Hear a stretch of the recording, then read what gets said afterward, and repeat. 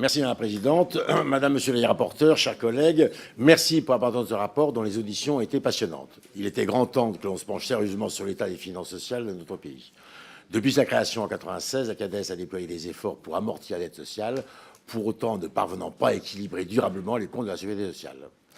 Plus grave, cette situation est désespérée et c'est une nouveauté. Aucune perspective pour un retour à l'équilibre du financement de notre système de protection sociale n'est envisagée, hors un ONDAM à 1%. Encore plus grave, nous atteignons un point de rupture.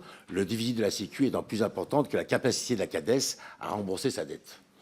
Depuis les années 2010, une trajectoire a été mise en place pour rembourser un équilibre des comptes, objectif d'équilibre qui a été atteint en 2019, puis est survenue la crise du Covid avec des mesures pour revaloriser les soignants, le Ségur, l'hôpital public, alors qu'aucune ressource nouvelle n'est venue financer. Je suis d'accord avec Guedj par rapport à la reprise de la dette, mais le problème, le surfinancement du Ségur et de l'hôpital n'était pas financé. Pour la branche vieillesse, c'est encore pire. Le déficit projeté pour les années 2027 est 13 milliards, notamment l'état de la CNRSL, dont la situation se dégrade d'année en année. L'équilibre des comptes de notre priorité, et je répète, cette situation est désespérée, car aucune perspective pour un retour à l'équilibre de notre financement n'est envisagée.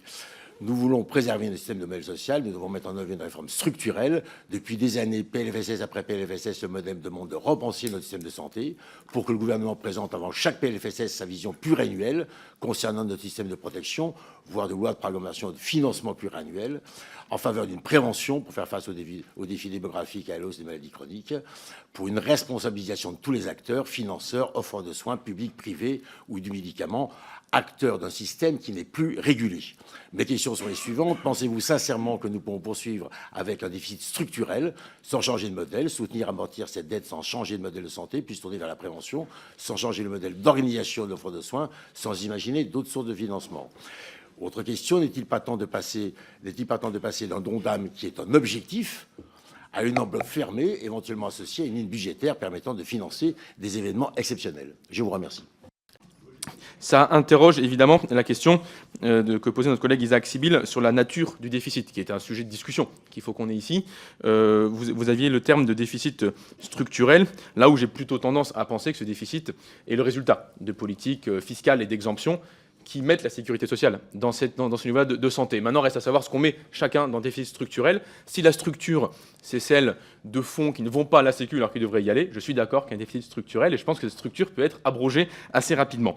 Est-ce que ça doit conduire à une enveloppe fermée? Je ne le pense pas, car ça me paraît là être une rupture avec l'idée initiale de la sécurité sociale. On rappellera que dès début 1946, la Sécu, initialement, n'a pas de budget, et encore moins prévisionnel. La Sécu a des engagements et elle lève des fonds pour répondre à ces engagements. Ça me paraît, moi, être une piste préférable, parce qu'effectivement, je pense que la nature des engagements vis-à-vis de la population et des droits sociaux qui sont garantis est supérieure à la question d'un équilibre prévisionnel et doit être compensée, le cas échéant, effectivement, par des dotations supplémentaires.